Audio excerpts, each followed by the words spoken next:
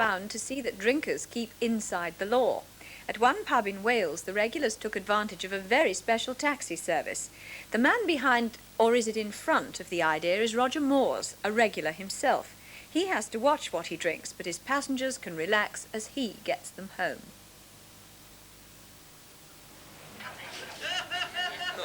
Since starting the tandem taxi service, Roger Moores has become one of the most popular regulars at the bar.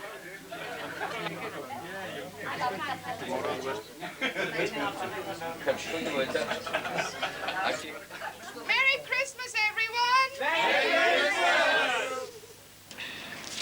Right. That's it? Ready? Right. Let's go.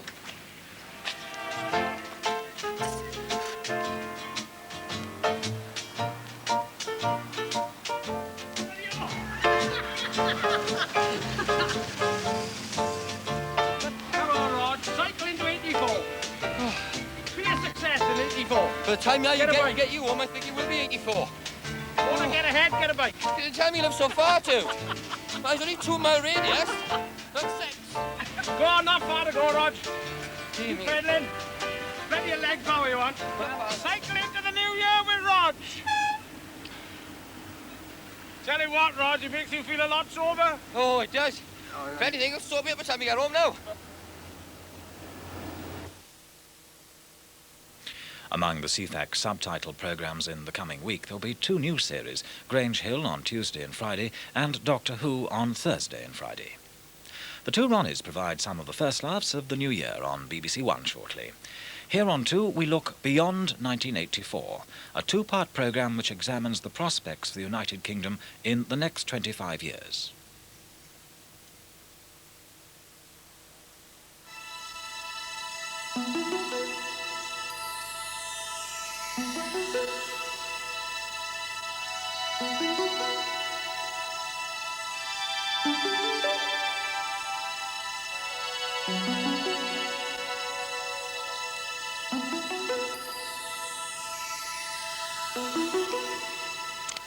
Hello. New Year's Day is traditionally the time when we take stock of things. We think of the year ahead and we make good resolutions. Well, it's also, I must say, the time of year when some of us get colds, and I apologise for mine. Now, because George Orwell used this year, 1984, as the setting for his nightmare to make us stop and think, we're going to do just that. At 9 o'clock on BBC2 tomorrow night, we shall stare Big Brother in the face, see how we citizens could be increasingly manipulated if we don't watch out. Tonight, we're aiming for a much broader vision of what Britain will be like to the year 2000 and beyond. Now, one of the biggest questions about all our futures, of course, is about the bomb and other means by which we might destroy ourselves. But that's a controversy that's so enormous and so unpredictable and, frankly, so much under discussion already at the moment that we've excluded it from all our forecasts. So here in the studio are people whose speculations are particularly well informed. And to start, 3 of our guests will present their own personal views on separate aspects of the future. Will Britain ride high in prosperity or slip down the league table into growing poverty? Secondly, what will be the impact of tomorrow's amazing new technologies? And thirdly, what will be the values of our country in the future? These 3 films are pretty well programmes in their own right. Each lasts about half an hour. We'll be showing the films now, and at about 8:45, we'll be back here in the studio to pull the threads together, to forecast where we're headed beyond 1984.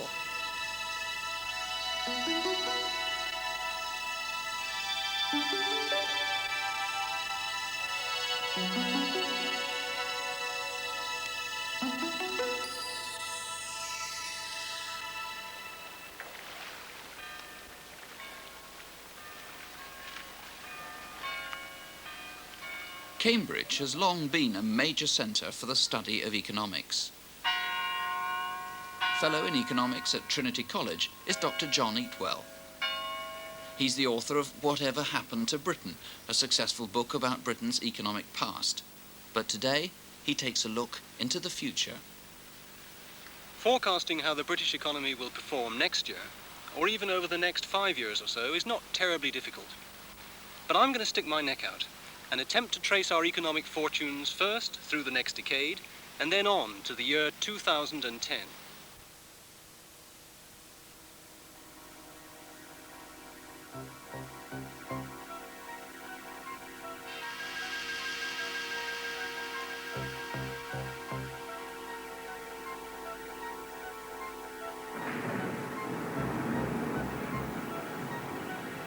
The destruction of large sections of British manufacturing industry will continue inexorably over the next decade. Yet more businesses, large and small, will fail, and more jobs will disappear. So far from falling, unemployment will continue to rise. Things are going to get a lot tougher. Homes will be lost as the newly redundant default on their mortgages. As the cost of unemployment benefit rises, services will be drastically cut. So there'll be yet longer hospital queues and deteriorating state education as more schools are closed. Abroad, towards the end of the 80s, the rickety structure of third world debt will finally collapse, bringing chaos to the international money markets. 10 stone. 5 stone. He needs another spot. 75 's the best. I think the shit's hitting the fan, guys. The international situation will make Britain's problems even worse.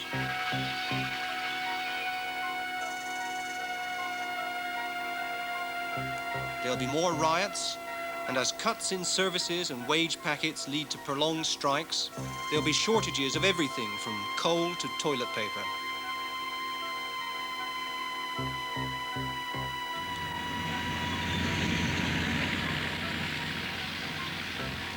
The army will be called in as Britain's social fabric is consumed in the flames of economic despair.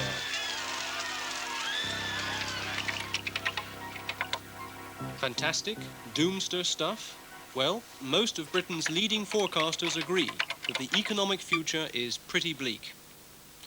Their predictions are that North Sea oil revenues will decline as production falls off in the mid-80s.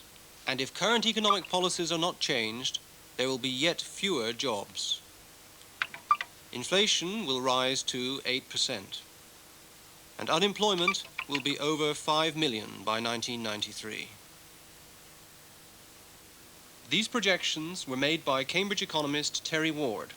We have to be very pessimistic, certainly about the next 10, 20 years. We can expect at best very slow growth, at best 2% growth a year. And that means that unemployment is almost bound to continue going up. And on our projections, we would expect unemployment to be approaching 4 million, say, in 5 years' time, and perhaps to exceed 5 million in 10 years' time. Even in the City of London, the forecasts are much the same. We may be lucky to get 1% growth per annum over the next 10 years. And that wouldn't support the present level of employment. It looks as though unemployment is going to be higher in 10 years' time than the 3 million that we currently have. I mean, you could be looking at a figure of 4 or even 5 million unemployed in 10 years. The forecasters of the Independent National Institute agree. I think the outlook for the UK economy on the basis of current economic policies has to be fairly pessimistic. At the National Institute, we've run our economic model up to the beginning of 1989, and that suggests annual growth rates, on average, only just over 1%. That implies that the currently very high level of unemployment is likely to increase still further, possibly by as much as 1 million between now and the end of the decade. Britain's major industrial forecasters agree too. My broad view of the economic future is rather pessimistic because the policies which are being followed and which seem that the government is absolutely wedded to in their medium-term financial strategy, I don't expect them to lead to full employment, and I do expect them to lead to further wastage of our national assets. At the core of Britain's economic problem is the failure of our manufacturing industry, where output and investment have slumped to what they were 15 years ago. Major factories are still closing every week, and many famous British names have disappeared forever.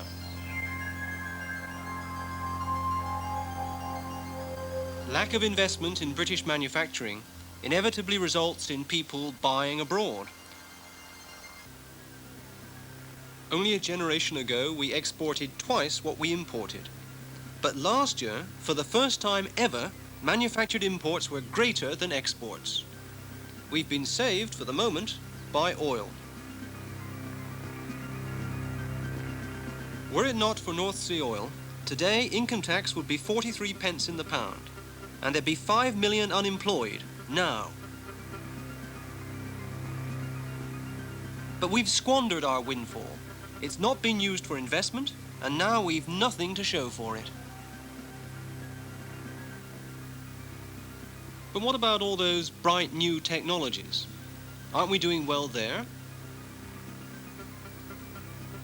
There have been a few famous successes, but worldwide, British high-tech is peanuts, and our market share is falling. Can anything be done about all this? We used the Cambridge Economic Policy Group's model of the British economy to try out some alternative government policies. This model has the best forecasting record in Britain. Terry Ward was not very optimistic.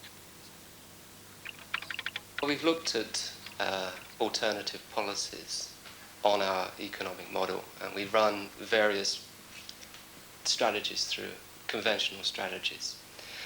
And what we basically find is that there are very serious problems about getting any strategy to work at the present time. Let's see what it does to...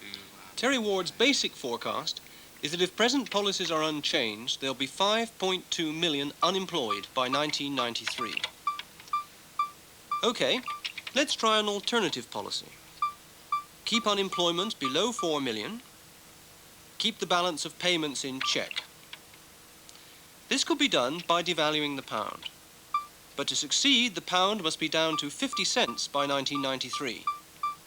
Inflation will be pushed up to 20%, and for those in work, wages will be 7% down instead of 20% up. Not good. Let's be more ambitious and get unemployment down to an acceptable 1 million by enormous public expenditure. The immediate result will be a balance of payments deficit of a gigantic 60,000 million pounds. To avoid this, the pound must go down to 15 cents. Inflation would be 43% and accelerating, and wages would fall by 25%. But even these dismal projections are wildly optimistic, for they assume that our foreign competitors will allow us to take their markets. And that's not all. How much Britain exports depends upon the prosperity of the rest of the world. In the 50s and 60s, high rates of growth in the world economy propped up the British economy. But in the next 10 years, the world economy isn't going to do very well at all.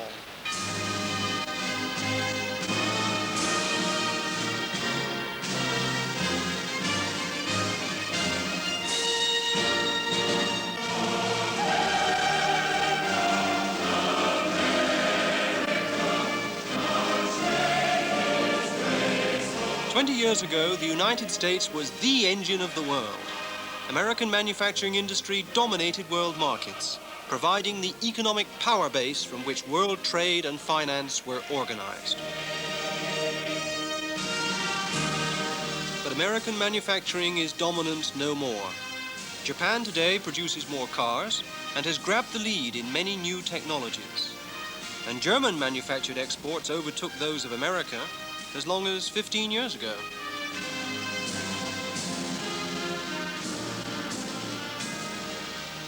The U.S. economy has been losing competitive advantage for 15 to 20 years. At the roots of that are the slower growth of productivity in the United States than in many other countries, particularly many of the EEC countries and Japan. And nothing is happening now in the U.S. economy that is in any way improving its basic competitive performance.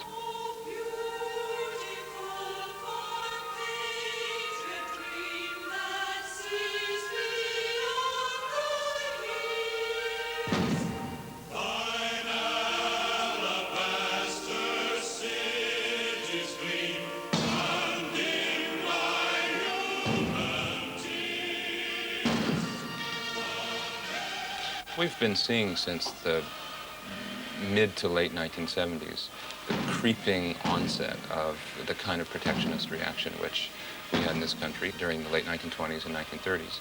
One of the things I fear is that the U.S., given our political traditions, will react by trying to find its own regional trading bloc, presumably Latin America and Central America, which it can dominate with a kind of military power that it can't manage to sustain economically. I think it's very unlikely that we'll pull out of the world economy, but I think it's very likely that we, as I suppose some other countries would, will begin to move toward more and more regional autarky, more and more regional trading zones, certainly within the Americas. There's another economic time bomb in the international money markets.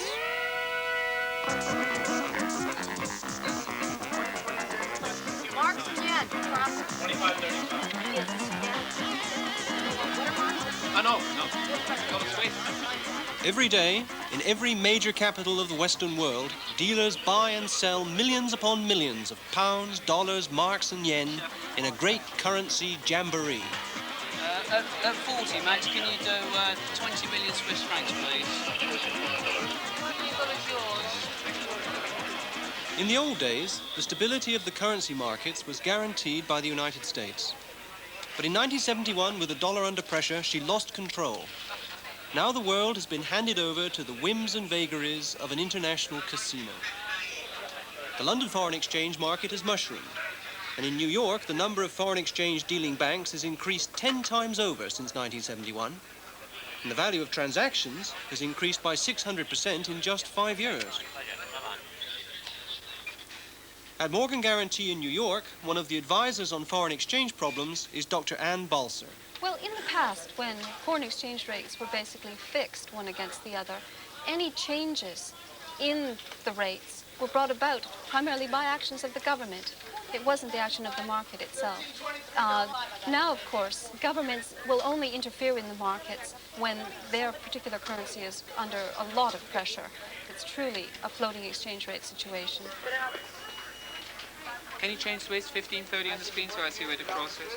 Of course, because of this incredible volume of mobile international capital, which knows no home except where the highest rate can be attained, the governments really can't do too much about that. 30, 35. Okay, 30 on both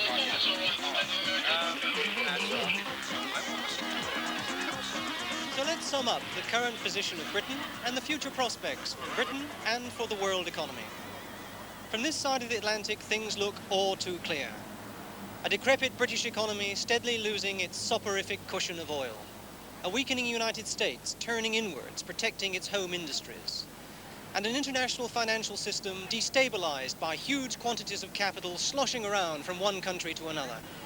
A real recipe for disaster.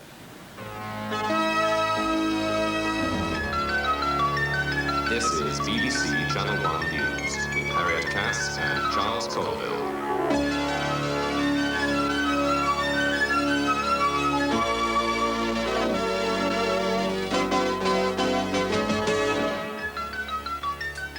Serious riots have broken out across the country in the wake of Thursday's budget. On the foreign exchanges, the pound fell sharply today and has lost over 5 cents to stand at an all-time low of 41 cents to the pound. There's been chaos in petrol stations as motorists adjust to the rationing scheme announced in the budget. And in France, they're issuing no more permits to UK nationals unless you can parler français like a native. Good evening. It's been a day of strikes and demonstrations up and down the country protesting over the government's budget announcement of an increase in income tax to 45%. An estimated 3 million people took to the streets today, and police made over 500 arrests as groups of employed and unemployed clashed in London and Manchester. There were other major demonstrations in Bristol, Swindon and Birmingham. In London, which saw most of the violence, many of the protesters were white-collar workers, largely made up of members of the civil service unions. The trouble started when the demonstration met a counter-demonstration of young unemployed.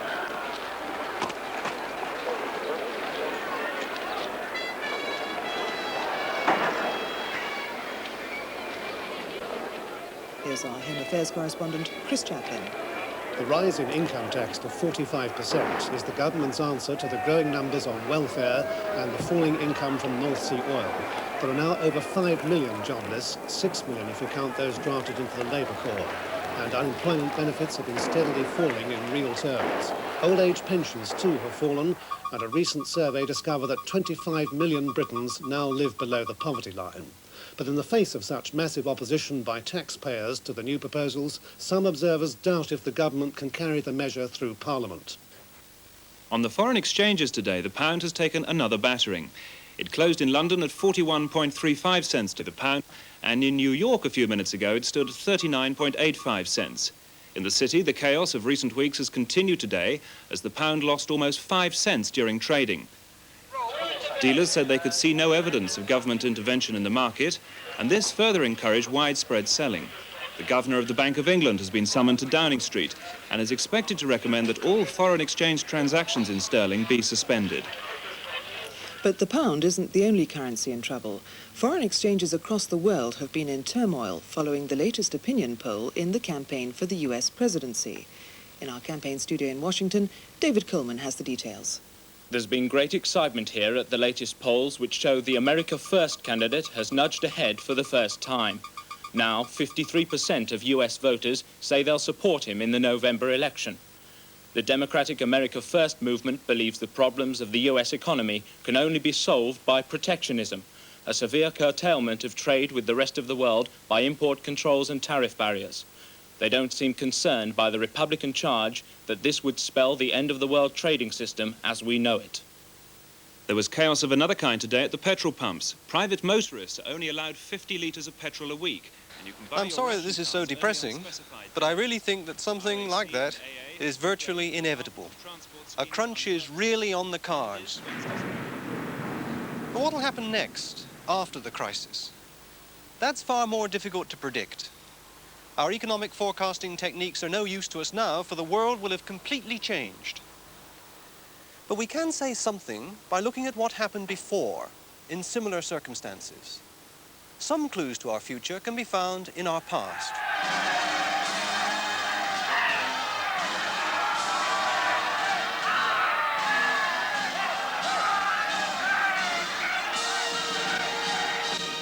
In America, the crash of 1929 heralded the onset of the Great Depression.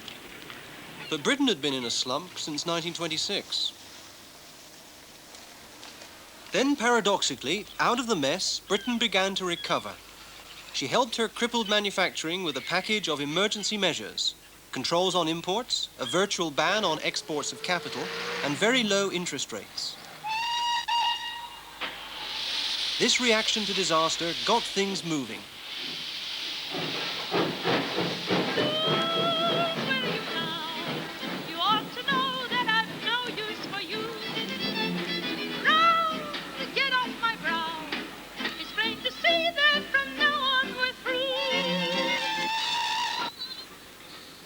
Elsewhere, they did even better. In Germany.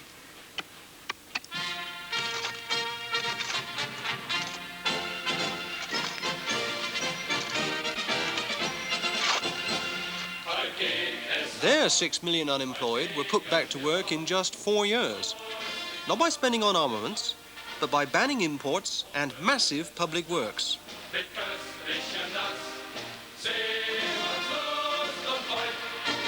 For us today, this tale has a grim moral. A civilized people in economic despair may embrace monstrous political solutions.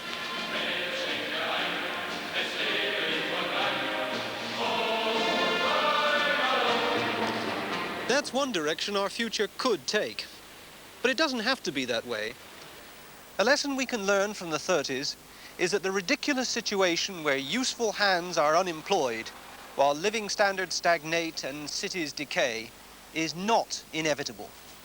If only we can shake off our economic and political inertia, then even the new technologies of which everyone's so frightened these days are no barrier to full employment. Indeed, the new technology can be an important part of our prosperous future.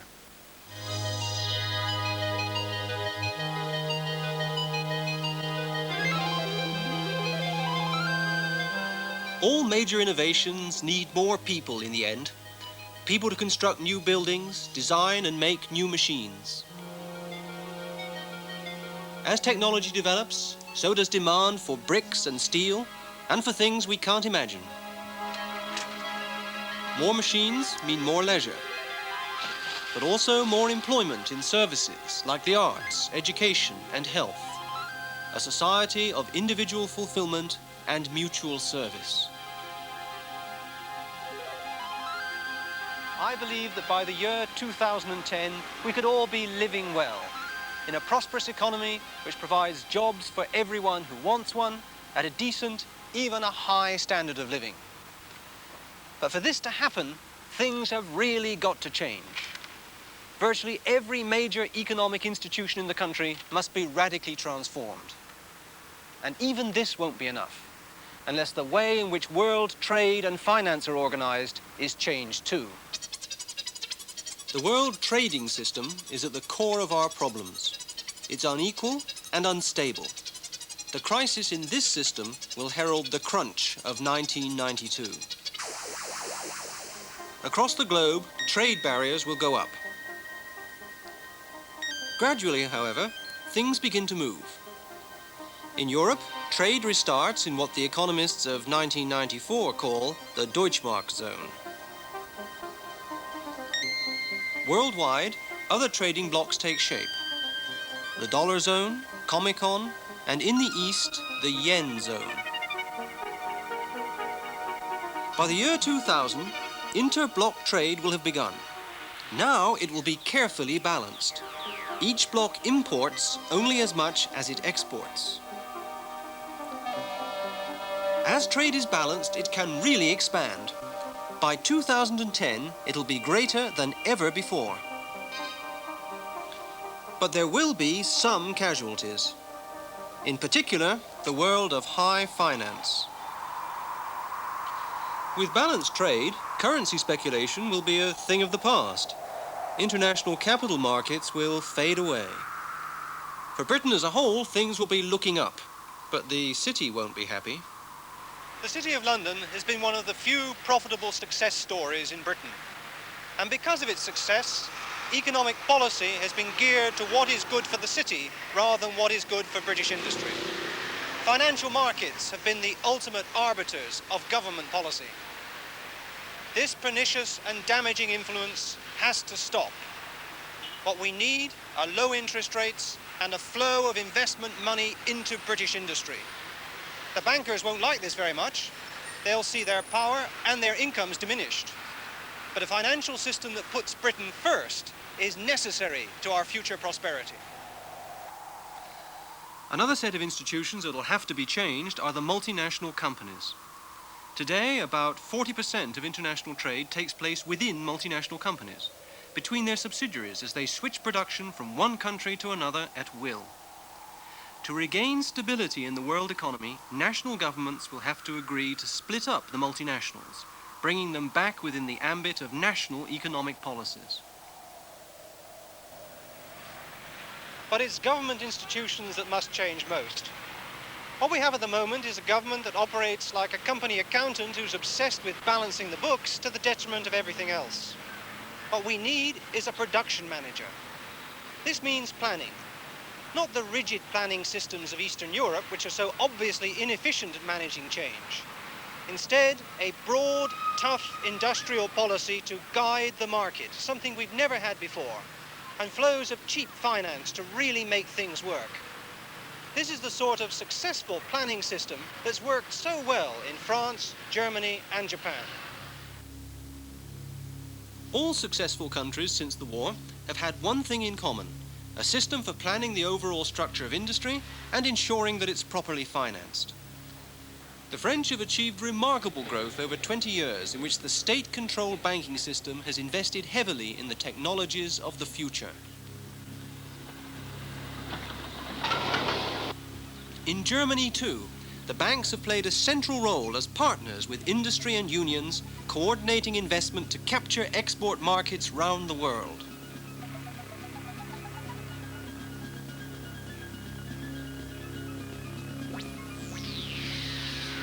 Japan's success has also been forged by the state. It protected home industries by controlling trade, and the close links between banks and industry channeled finance toward new investment. There's no reason at all why Britain couldn't do the same. If the crunch I think is coming finally makes us change our ways of doing things, then I'm optimistic. We really can have a golden future.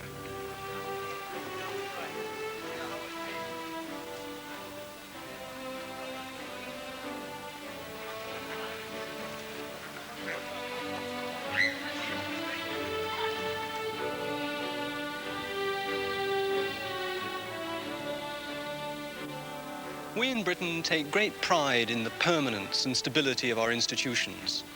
We have confidence in our ability to muddle through and not just survive, but win in the end. We've lived with these cosy assumptions for far too long. Muddling through may stave off the violent crises that I've described, but the relentless grind of economic decay will wear down the strongest bastions of British society. The underlying economic situation today is dreadful, much worse than most people realize. If we're to survive, institutions must be changed. We have to find entirely new ways of doing things. Nothing in the optimistic view of the future that I've presented is impossible, but we have to make it work. That is the challenge that the future presents to us today in 1984.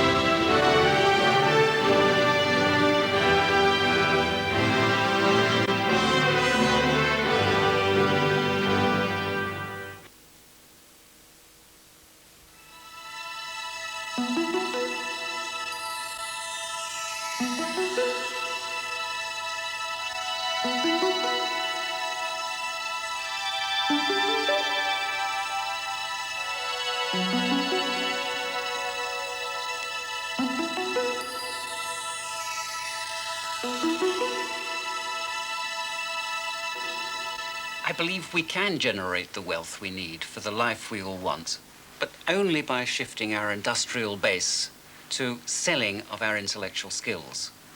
This is what I call the knowledge-based industries.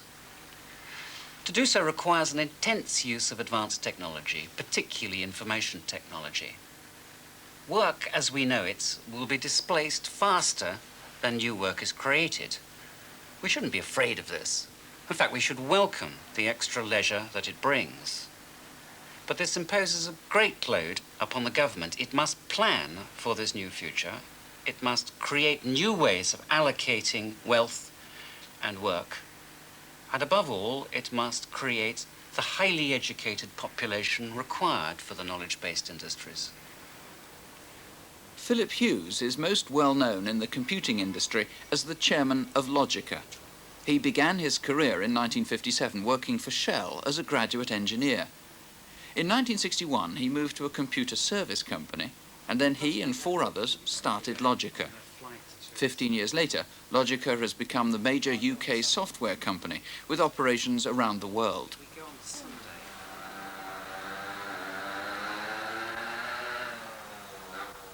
Hughes is also a professional painter. He organises his year so that he has enough time to paint. He makes quite enough from selling his paintings to live well. Hughes is also an advisor to the government. When the Japanese announced their plans to push ahead with the next generation of computers, Hughes was invited to join the Olvi committee that the UK government set up to advise on how to respond to the Japanese challenge. As a member of Olvi, he was one of those responsible for drawing up the UK research strategy for computer electronics for the next decade. We are moving, in fact have already moved, from a society based on manufacturing to one based on the services. But I see this as a brief phase as we move to the industries of the future. One such industry will be the software industry. Within it, you can already catch a glimpse of the future. Here you see software being created. Software are the instructions that go into these computers that will make them, in this case, run a very large engineering control system. It's a very difficult and very expensive task. We have here a team of a dozen people who've been working for 2 or more years on this system. It has about 100,000 instructions. Now, that may not sound many, but every instruction has to be absolutely right. Every part of it has to work correctly in every eventuality. That's the difficult part. Software is therefore encompassing our know-how, in this case, the know-how of control system, into the machines. This is what we sell. We are essentially selling our knowledge encapsulated in software in the final product. In teletext, you see an example of the exports of the future. The software, the information handling systems in which we can and should lead the world. It's the software that is exported. That's what Logica exports. It is the essential expertise coded that way. We sell systems to the States, Australia, New Zealand, the national systems in Singapore, Switzerland, Italy, and Austria. Here, in fact, you can see the Austrian system undergoing some new development. Well, that's looking a lot better, isn't it? I think so. Yes, I like that format. I like the flashes there. How about the airport arrivals page? Have you got that ready as well? Yes, I've done that. That's the next one. Increasingly, our economic future depends on these new kinds of technologies. The application of information technology is in its infancy, a mere 25 years old. The systems that we are building are increasingly powerful and complex. They will impact an ever-widening variety of applications. Take urban transportation as an example. A British consortium in which we're involved is installing a radical new system, a world first, in fact, in crowded Hong Kong. They're in the process of planning an automatic toll system that charges a car each time it uses a congested road. For example, in the busy central district, it could be, say, $1.50 to enter each street in the rush hour, reducing to, say, 75 cents automatically at other times of the day. The busy parts of the island will be severely priced to discourage cars from coming into them. The drivers will know they're being charged at every toll point they cross as they drive around. A toll station is a loop under the road, and the loop triggers the electronic number plate on each car to signal its number, which is immediately passed to a computer. If the number is invalid, then the conventional number plate is photographed, so the police can find it. So soon in the future, each driver will get a bill, much like a telephone bill, for using the roads.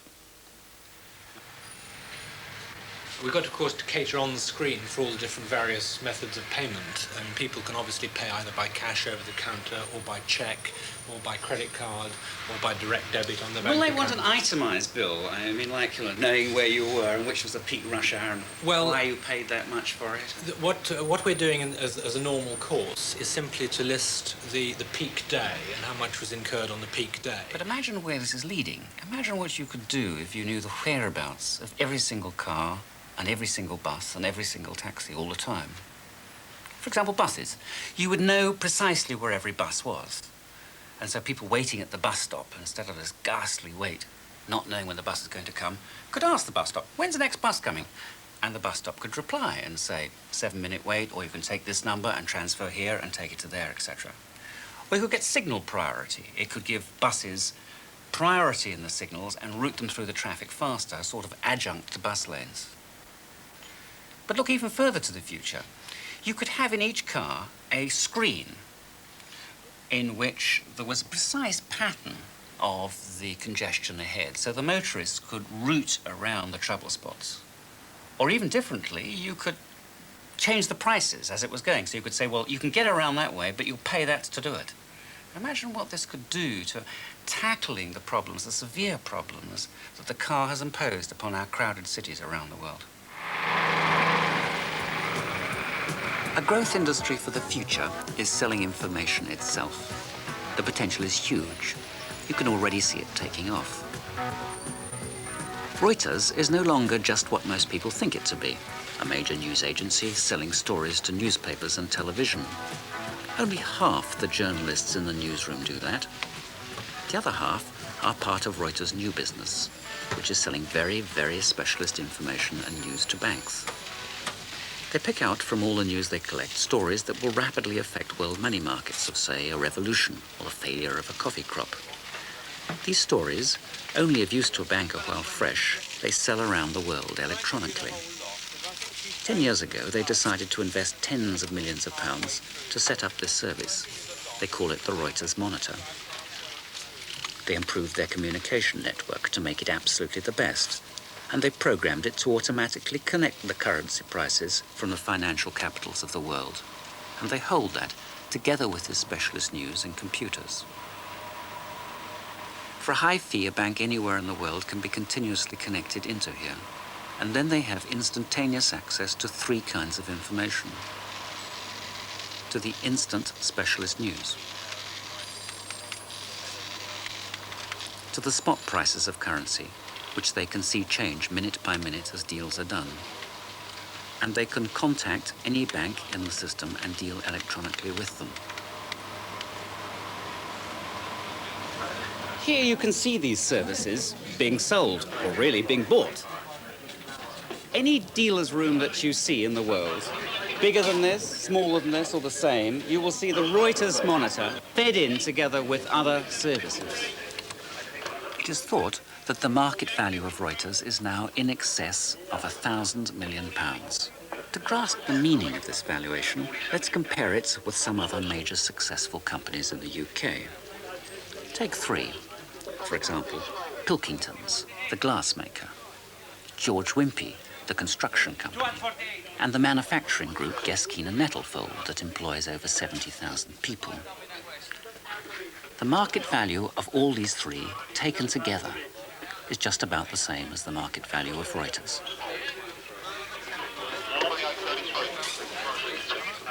I've confined my examples to the industry that I know, but this is just one of the many industries of the future. Then we have the traditional professions, such as consulting engineering, architecture, medicine, teaching. All of these are examples of what I've characterized as knowledge-based industries. They sell knowledge, information, expertise, our intellect. The products of these industries are things like television programs, films, teaching materials, designs, forms of medicine, architecture, engineering, software, anything, in fact, that encapsulates our intellectual skills, our knowledge, and packages it for sale to the world. We are ideally placed. We have the right tradition, we have the right language. We can, I'm convinced, create the wealth we need if we concentrate on these industries. But can we create the jobs?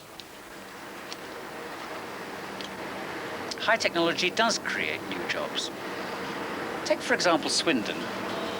Swindon's in what is called now Silicon Gulch. It's one of the fastest growing towns in the whole of Europe, with new industries coming here every week.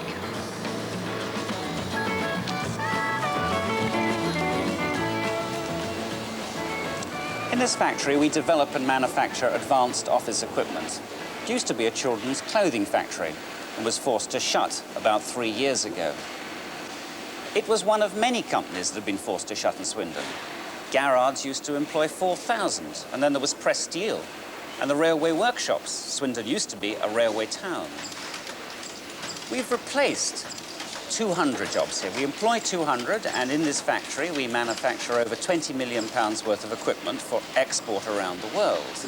But imagine how many factories like this are required just to keep pace with the loss of jobs in Swindon. Even though Swindon is a boom town, perhaps the boom town of the country, unemployment has doubled here in the last 3 years. I used to believe, rather as an act of faith than from evidence, that the new technology replaced as many jobs as it displaced. I thought we were in a period of painful transition from one era of relatively full employment to another. I no longer believe that. Instead, I believe we are moving permanently out of full employment as we know it. We have to recognise that. There's no need to be afraid of it, quite the reverse. We should welcome the extra leisure that the new technology wins for us. We have to plan for a new era and a different mix of work and leisure.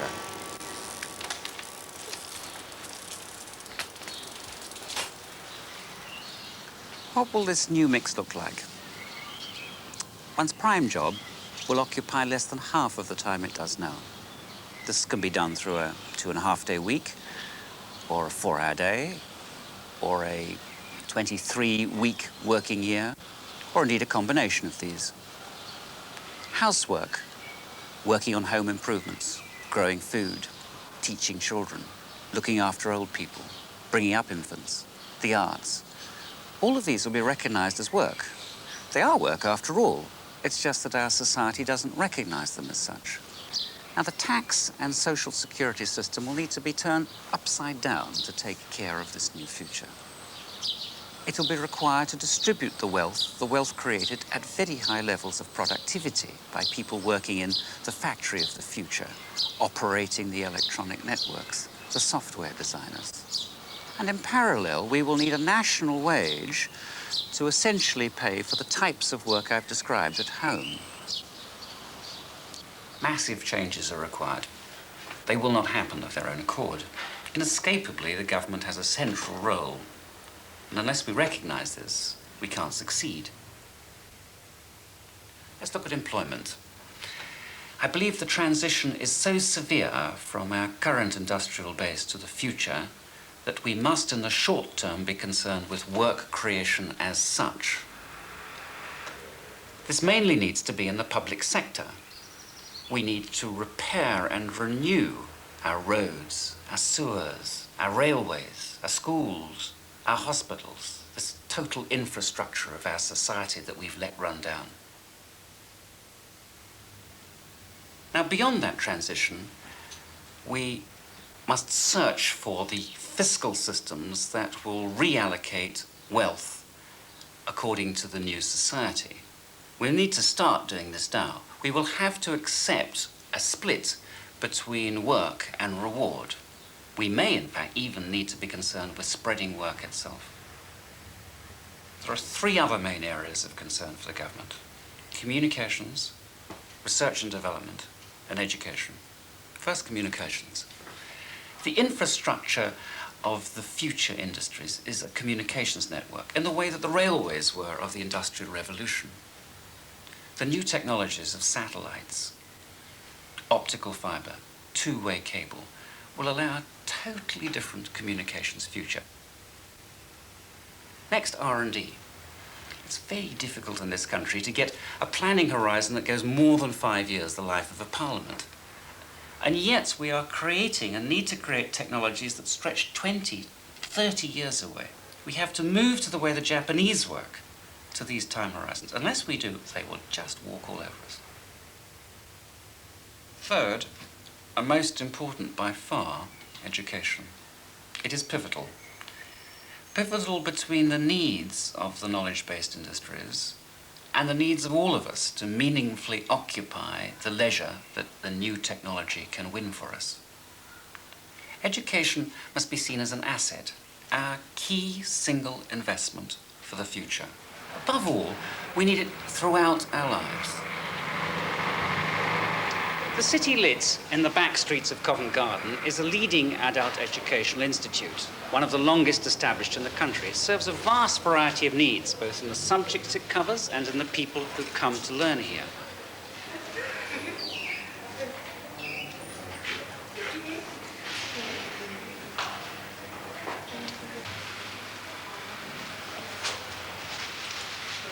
The City Lit is very important to us. It's important to my wife, who teaches Latin American literature here, and it's important to myself. I come to study here. Right.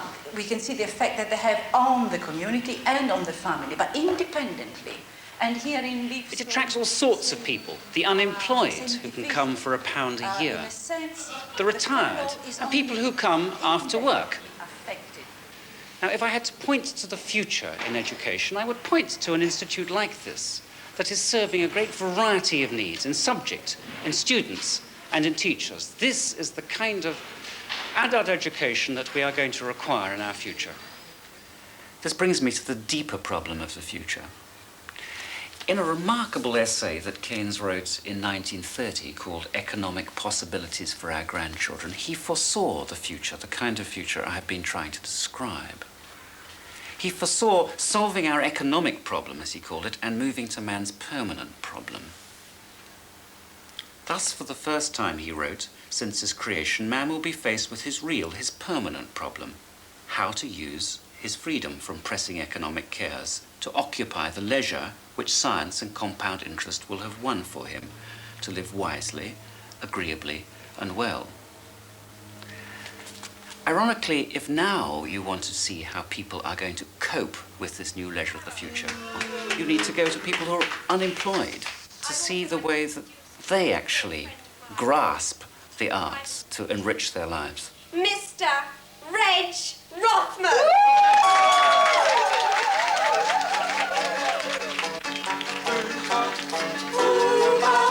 If I could live my life again.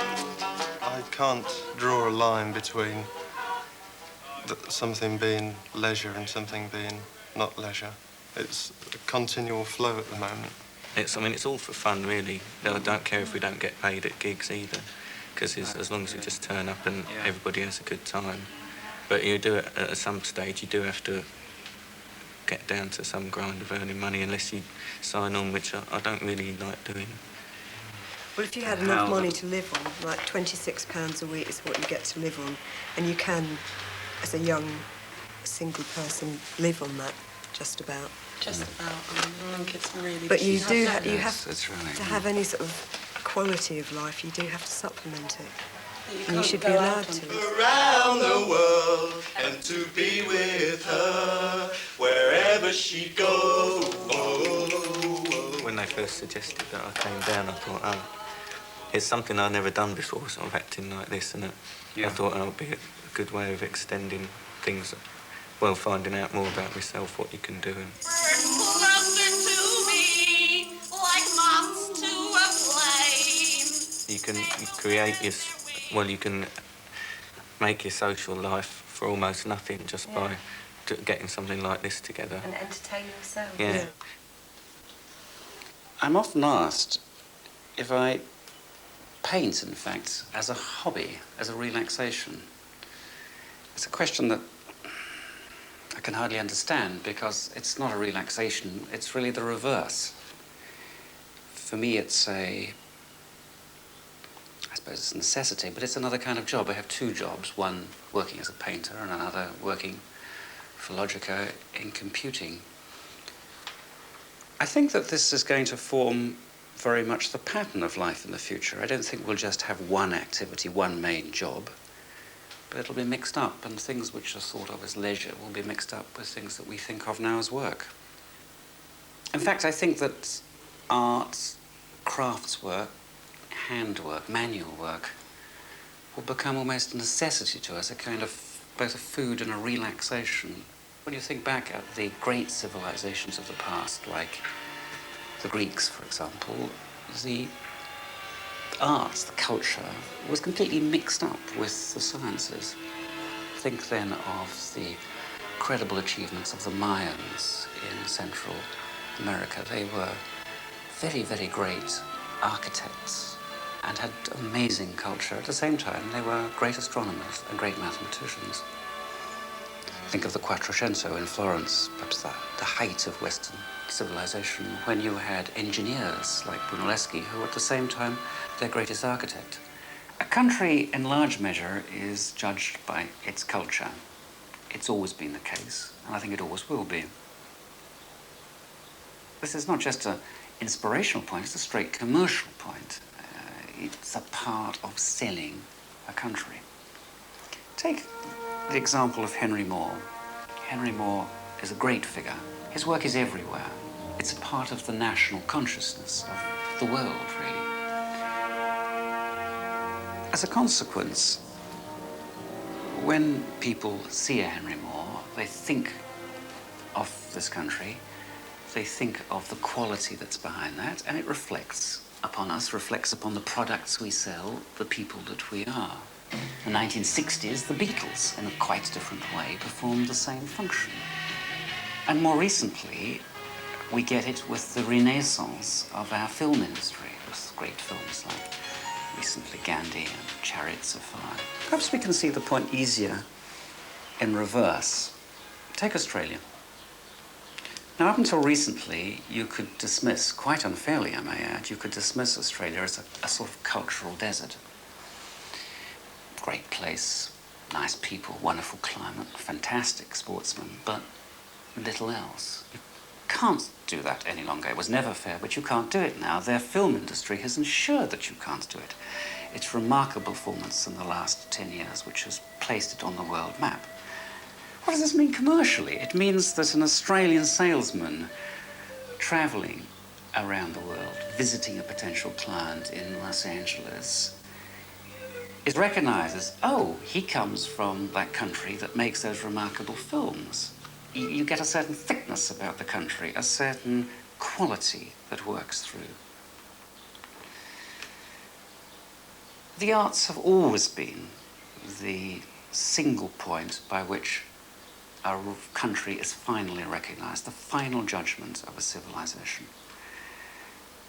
It's clear to me that as we move into the kind of future that I've been trying to describe, that we must recognize this. We must place them central in our lives. We must be prepared to spend on them the kind of money we spend, for example, on scientific research. It is at least as important, I would say, is even more important. So society at large, architecture is the most important art. It provides the environment in which we live. It reflects society's values. Here in Swindon, you can see a really good example of modern architecture. A shopping centre that is well designed, that people enjoy being in. It's one of only a few. Most of what we built since the war is so awful. It really needs pulling down. We almost need to start again in redeveloping the country. And yet we do have the architects. We have world great figures, people like Stirling, like Foster, like Rogers. Yet their finest buildings have all been built abroad. I greatly admire the architecture of Richard Rogers. His most renowned building is the Pompidou Centre in Paris. If we look forward 25 years ahead, I mean, there is a possibility we could have a radically better environment and to live and to work. It is absolutely possible to have a radically better environment. I have no doubt. What do we need to do we to need get that in this country? To decide what we want to achieve with that architecture. At the moment, it is not thought through. In other words, what we have is somebody builds a building, it is less or more beautiful, but has very little to do with an environment. I mean, one building does not make an environment, so you have to think at much larger scale, which is urban planning. Now, you could even argue that Covent Garden is something of considerable social interest. It's a step forward. It's probably the first major social step forward. And people seem to react to it. I mean, everyone is happy there. Yeah. So this is the beginning, it seems to me, of what should be obvious and hasn't been obvious, of weaving together the existing urban framework. My thesis is that people really want this and really need it, but they can't formulate this requirement.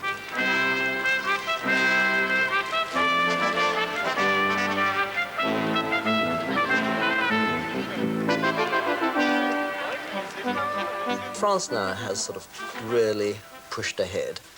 It is doing large pedestrianisation plans, it's running big international competitions. The Mitterrand, as before him, Pompidou and de Gaulle, is directly involved in improving the environment. Is it that they're personally involved that matters, that they personally make a lead? We have had ministers who are occasionally interested, but basically it doesn't happen. I mean, I can't imagine a situation of either a prime minister or even a senior minister actually bothering to take part in judging a competition, as, let's say, Mitterrand did a couple of weeks ago when I was in France.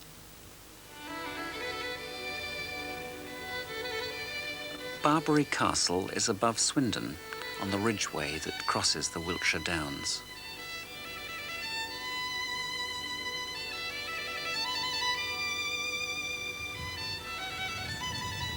The natural environment is the scarcest resource of all. It's finite. As we use it up, we can't replace it. We can never go back to the position that we had. It's necessary that we stop now destroying any more. Access for all of us to places like this, and to places wilder than this, will become increasingly necessary and increasingly desirable for our future society. It'll be necessary as a kind of contrast, a contrast to the intense intellectual, almost over-electronic lives that we'll be leading in our work. And it will be desirable because ultimately, this is the sort of way that we will want to use our leisure. Access to places like this, living in them, being in them, will be the thing that will give us perhaps the greatest pleasure of all. I remain an optimist. We have many things right, even if only just so. We have, for example, checks and balances on pollution. We have an environmental control that preserves places like this. We have just a National Health Service, a concept envied around the world. We have an honest and capable civil service. Our science, our technology is envied. In the arts, we've made dramatic progress since the war. What we need is a clear sense that what we are aiming for is to make this country a fine place in which to live, a fine place for all of us to live, not just a selected few. A place in which to be occupied, entertained, and inspired.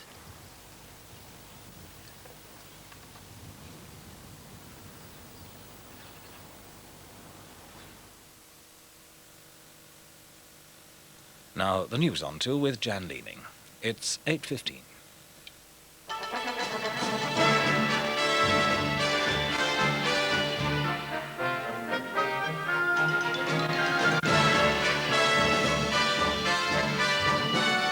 The big campaign against drinking and driving, police say it's worked. Right. In the toughest crackdown on drunken driving for years, thousands of motorists were stopped and breathalyzed over the Christmas and New Year periods. No detailed figures have yet been released, but police forces say most drivers heeded their warnings and stayed sober. Andy Webb accompanied the police in Sussex on a New Year's Eve patrol. So, thanks, you understand. If you just blow into the tube for me. One hard breath. I'll tell you when to stop. This was how more than 40 motorists welcomed the new year this morning in Brighton alone. The last fortnight has seen the most severe clampdown in this force's history, with 7,000 motorists stopped and 700 of them breathalyzed. With a visible increase in traffic patrols and widespread publicity, only a quarter of those tests proved positive, where last year it was a third. Police say drivers weren't stopped at random, and their policy this year has reduced accidents by nearly 5%. But when only 1 in 50 drivers stopped has failed the test, hasn't there been some waste of police and public time? Oh, I would think not. I mean, I think this is a measure of the success of the campaign. If we'd not had the campaign, I'm quite sure the numbers stopped would have been much higher in terms of positive results. So we're winning. The deterrent effect is certainly making an impact. Police here say they're well satisfied with their campaign results, and more than 150 drunken drivers will be without a licence next New Year's Eve. Nigeria appears to be under the firm control of its new military leader, who led a coup against the civilian government yesterday. Major General Muhammad Buhari, who's 41, was trained at Aldershot Officer Cadet School in Hampshire. He's held a number of government posts and at one time controlled Nigeria's rich oil resources as chairman of the National Petroleum Corporation. In France, security has been tightened at railway stations and other public buildings following last night's bomb attacks. 2 women died and 20 other passengers were injured when a bomb exploded on a high-speed train south of Lyon. The device had been hidden in a suitcase between 2 of the carriages. A second bomb went off at Marseille railway station, killing 2 people and injuring another 35. Extra security patrols have been checking for suspect packages today. It's still not clear who was responsible for